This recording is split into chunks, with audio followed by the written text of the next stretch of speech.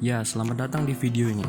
Kami di sini akan membicarakan tentang materi-materi pada mata kuliah sejarah dunia secara singkat dan menunjukkan apa benang merah dari semua materi ini. Tugas video ini kami buat untuk menyelesaikan tugas ujian akhir semester pada matkul sejarah dunia. Yang pertama, kami akan memperkenalkan kelompok kami. Kami dari kelompok 5. Yang pertama, Febrian Baulaksana, Niputu Ayu Mastasya PP, Anindya Naila Putri, Muhammad Anugrah Pratama, dan Yuldus Tahta Kaunila.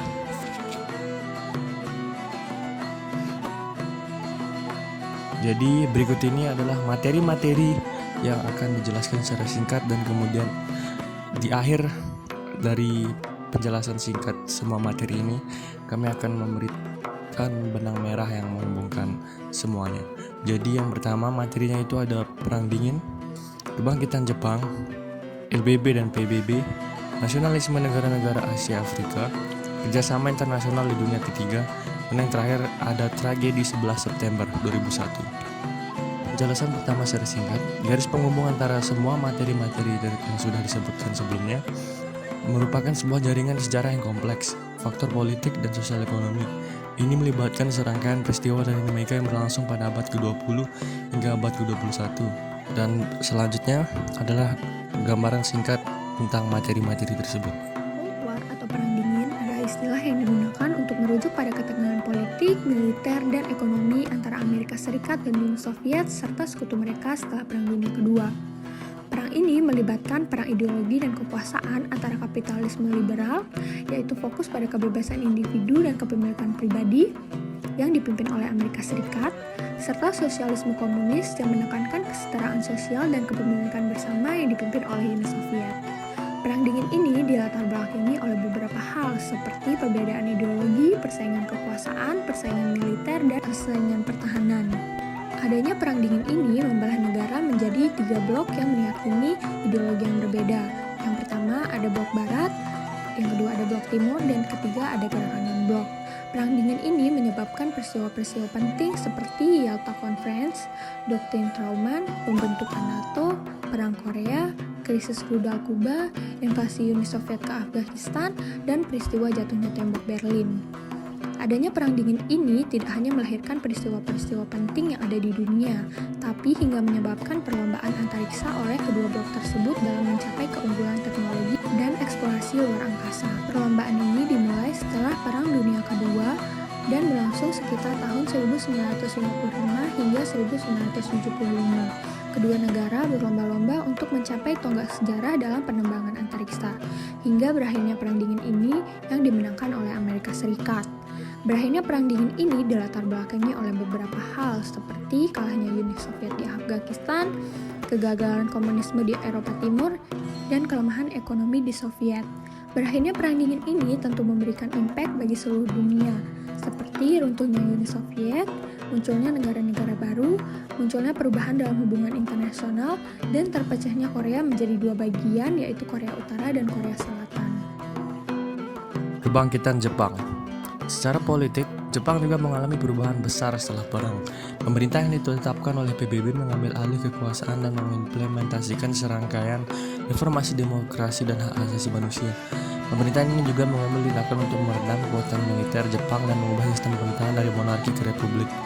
Walaupun Jepang mengalami keterpurukan setelah kekalahan perang, negara tersebut berhasil bangkit dengan cepat melalui serangkaian kebijakan ekonomi yang dikenal sebagai Miracle of the Japanese Economic Growth, menyebabkan ekonomi Jepang mengalami pertumbuhan yang cepat dan stabil selama beberapa dekade setelah perang, membuat Jepang menjadi negara maju yang penting di dunia saat ini.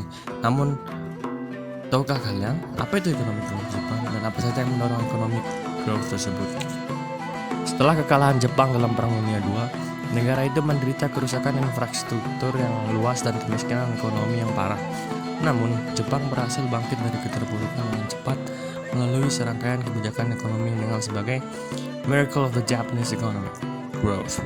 Kebijakan-kebijakan ini meliputi 1. Pemulihan infrastruktur. Pemerintah Jepang memperkuat infrastruktur negara dengan memperbaiki jalan, jembatan, dan fasilitas industri. 2. Peningkatan ekspor.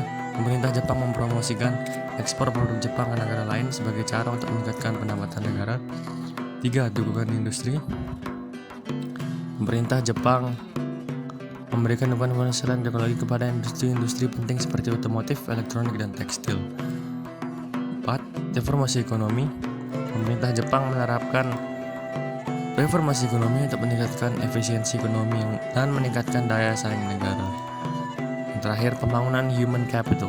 Pemerintah Jepang memperkuat sistem pendidikan dan kesehatan negara untuk meningkatkan kualitas sumber daya manusia negara. Liga Bangsa-Bangsa adalah sebuah organisasi internasional yang didirikan pada tanggal 10 Januari 1920 setelah berakhirnya Perang Dunia I. Tujuan utama pembentukan Liga Bangsa-Bangsa adalah untuk menciptakan forum di mana negara-negara anggota dapat berdialog dan bekerja sama dalam menyelesaikan perselisihan internasional, mencegah pecahnya konflik, dan mempromosikan perdamaian dunia. Struktur dan prinsip dasar Liga Bangsa-Bangsa diatur oleh Perjanjian Versailles dan perjanjian-perjanjian damai lainnya yang mengakhiri Perang Dunia I. Keanggotaan di Liga ini terbuka bagi negara-negara yang berkomitmen untuk mematuhi prinsip-prinsip Perjanjian Versailles dengan tujuan mendorong kolaborasi internasional. Liga Bangsa-Bangsa memiliki Dewan Besar yang terdiri dari anggota permanen dan non-permanen serta majelis umum yang melibatkan semua anggota Liga. Tugas Liga mencakup mediasi konflik, memberikan sanksi ekonomi, dan mengkoordinasikan tindakan bersama untuk menjaga perdamaian dunia. Meskipun memiliki visi yang mulia, Liga Bangsa-Bangsa menghadapi sejumlah kendala. Salah satu kelemahannya adalah absennya beberapa negara besar, termasuk Amerika Serikat, yang tidak pernah bergabung dengan Liga. Selain itu, organisasi ini tidak memiliki kekuatan militer yang memadai untuk menegakkan keputusannya, dan seringkali menghadapi kesulitan dalam menangani krisis internasional. Kegagalan terbesar Liga Bangsa-Bangsa terjadi pada tahun 1930-an ketika tidak mampu mencegah pecahnya Perang Dunia II. Setelah perang berakhir pada tahun 1945, Liga Bangsa-Bangsa secara resmi dibubarkan dan posisinya digantikan oleh Perserikatan Bangsa-Bangsa atau PBB, yaitu organisasi internasional yang didirikan pada tanggal 24 Oktober 1945 setelah berakhirnya Perang Dunia II. PBB bertujuan utama untuk memelihara perdamaian dan keamanan dunia, mempromosikan kerjasama internasional, dan mengatasi masalah global seperti kemiskinan, kelaparan, penyakit, dan pelanggaran hak asasi manusia. Struktur PBB mencakup beberapa badan utama. Majelis Umum terdiri dari semua anggota PBB dan berfungsi sebagai forum untuk membahas isu-isu umum. Dewan Keamanan bertanggung jawab atas pemeliharaan perdamaian dan keamanan internasional dan memiliki anggota permanen atau P5 dengan hak veto, yaitu Amerika Serikat, Rusia, Tiongkok, Perancis, dan Britania Raya. Selain itu, PBB memiliki lembaga-lembaga khusus seperti UNICEF, WHO, dan UNHCR yang fokus pada masalah-masalah spesifik seperti kesehatan, pendidikan, dan pengungsi. PBB juga terlibat dalam menyelesaikan konflik, penanganan bencana alam, dan pengembangan ekonomi global. Selain itu, PBB memberikan peran penting dalam promosi hak asasi manusia dan menciptakan perjanjian internasional untuk mengatasi tantangan bersama.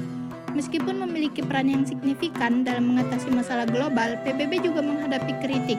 Beberapa kritik mencakup kelemahannya dalam menangani krisis, kebijakan yang tidak selalu efektif, dan kadang-kadang ketidakmampuan dalam menyelesaikan konflik internasional. Secara keseluruhan, PBB tetap menjadi lembaga penting dalam diplomasi internasional dan merupakan wadah bagi negara-negara di seluruh dunia untuk berkolaborasi dalam menangani tantangan dan mempromosikan nilai-nilai perdamaian keadilan global. Nasionalisme negara-negara Asia Afrika dan kerjasama internasional dunia ketiga. Penjajahan yang dialami negara-negara Asia Afrika merupakan masalah krusial yang dihadapi sejak abad ke-15. Dunia terpecah menjadi dua kubu, yaitu blok barat dan blok timur. Dua blok ini saling mempengaruhi negara lain agar bersekutu. Hal ini membuat situasi dunia semakin memanas. Perang dingin berkembang menjadi perang dalam artian konflik terbuka.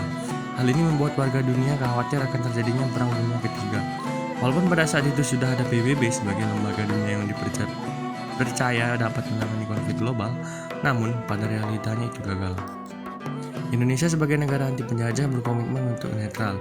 Upaya untuk menciptakan perdamaian dunia berawal dari menghadiri konferensi Kolombo 1954 di Kolombo, Ceylon, sekarang Sri Lanka, yang bertujuan untuk membahas segala kepentingan 5 negara perwakilan, yaitu Indonesia, Pakistan, Burma, dan Myanmar. atau Myanmar dan Pakistan, India, dan tuan rumah sendiri.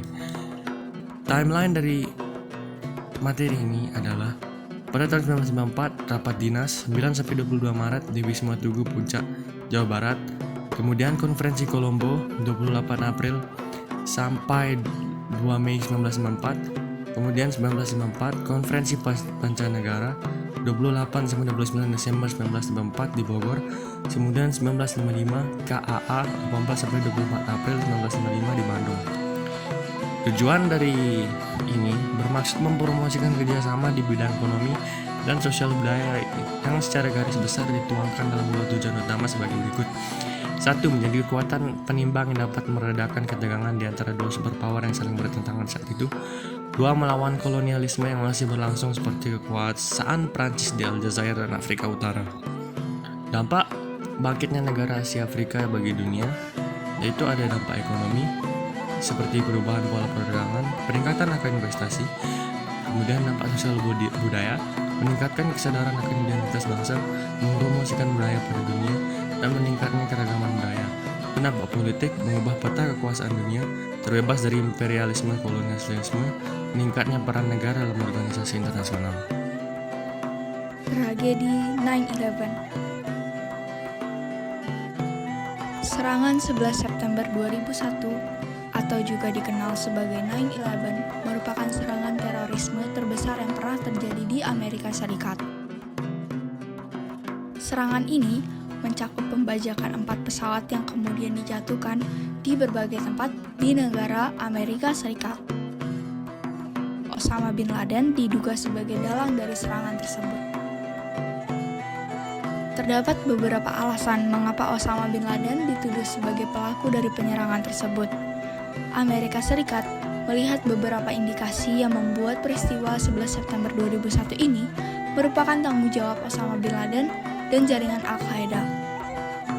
Menurut Amerika Serikat adalah pertama, sebelum peristiwa 11 September terjadi, Osama bin Laden telah mengeluarkan fatwa yang mewajibkan setiap orang muslim untuk membunuh warga Amerika Serikat, sipil maupun militer. Osama bin Laden ini merilis tulisan yang berjudul Letter to America yang menyatakan alasan dari penyerangan 9/11. Di antaranya adalah: pertama, Amerika Serikat mendukung Israel. Kedua, adanya serangan pada warga muslim di Somalia. Ketiga, dukungan pada umat muslim Lebanon yang terdampak agresi Israel. Keempat, adanya kekejaman terhadap umat muslim di Kenya oleh Rusia. Kelima, pemerintah pro-Amerika di Timur Tengah yang bertentangan dengan kepentingan umat muslim. Keenam, adanya penindasan terhadap warga muslim di Kashmir oleh India. Ketujuh, penolakan atas kehadiran militer Amerika Serikat di Arab Saudi. Dan terakhir, pemberlakuan sanksi embargo terhadap Irak. Yang disebabkan dari serangan 9/11 ini, di antaranya yaitu perubahan kebijakan keamanan Amerika, intervensi militer di Afghanistan, perubahan global terhadap terorisme, peningkatan keamanan penerbangan, perubahan sikap terhadap Islam dan Muslim, dampak psikologis bagi keluarga korban dan juga saksi mata, dan terakhir, kerusakan infrastruktur. Jadi di sini benang merah yang menghubungkan semua materi ini yang dapat kami simpulkan adalah bahwa garis penghubungnya adalah interaksi rumit antara kekuatan geopolitik, ekonomi, dan ideologi yang telah membentuk lanskap global selama bertahun-tahun. Konsekuensi dari keputusan-keputusan yang diambil selama Perang Dingin, pembentukan lembaga internasional seperti PBB, dan dinamika nasionalisme pasca kolonial memiliki dampak yang luas, yang berpuncak pada peristiwa-peristiwa seperti tragedi 9/11 dan membentuk realitas geopolitik negara-negara tersebut hingga hari ini. Itu adalah video dari kelompok kami. Kami mengucapkan terima kasih karena telah menontonnya dan semoga bisa bermanfaat.